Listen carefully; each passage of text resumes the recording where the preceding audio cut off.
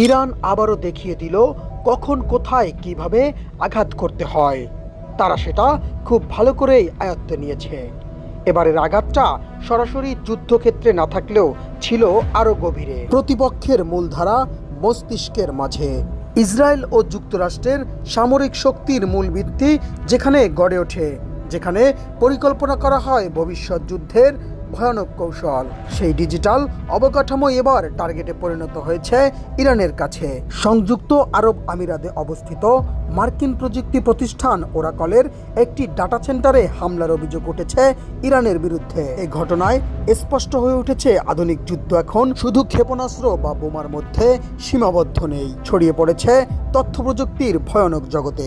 ইরানের বার্তা এখন পরিষ্কার, প্রতিশোধ এখন শুধু অস্ত্র দিয়ে নয়, তথ্যের ভেতর দিয়েও নেওয়া হবে কঠিন প্রতিশোধ। কারণ আজকের বিশ্বে তথ্যই শক্তি, আর সেই তথ্য নিয়ন্ত্রণের মাধ্যমেই নির্ধারিত হয় আধুনিক যুদ্ধের ফলাফল।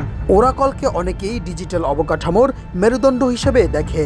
এটি শুধু একটি সফটওয়্যার কোম্পানি নয়, বরং যুক্তরাষ্ট্রের সামরিক ও গোয়েন্দা ব্যবস্থার সঙ্গে গভীরভাবে জড়িত এই প্রযুক্তি প্ল্যাটফর্ম। পেন্টাগন, এনএসএ এবং সিআইএ সহ সব জায়গাতেই এর প্রযুক্তির বিশেষ ব্যবহার রয়েছে।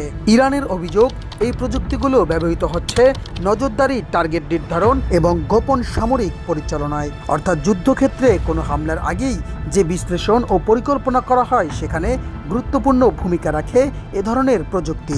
তবে ঠিক সেই প্রযুক্তির মধ্যেই আঘাত হানার চেষ্টা করছে ইরান। এটি কোনো সামরিক ঘাঁটিতে সরাসরি হামলা নয়, বরং পুরো নিয়ন্ত্রণ ব্যবস্থাকে দুর্বল করার একটি সুকৌশল। এজন্য ইরান স্পষ্ট বার্তা দিচ্ছে, তাদের নাগরিকদের উপর আক্রমণ অব্যাহত থাকলে তারা শুধু সামরিক শক্তি নয়, প্রযুক্তিগত অবকাঠামোকেও লক্ষ্যবস্তু বানিয়ে ফেলবে। এমন পরিস্থিতিতে স্পষ্টভাবে ধারণা করা হয় যুদ্ধের ধরন বদলে গিয়েছে। এখন কোম্পানি, সার্ভার, ডাটা সেন্টার সবকিছুই সংঘাতের অংশ হয়ে উঠেছে।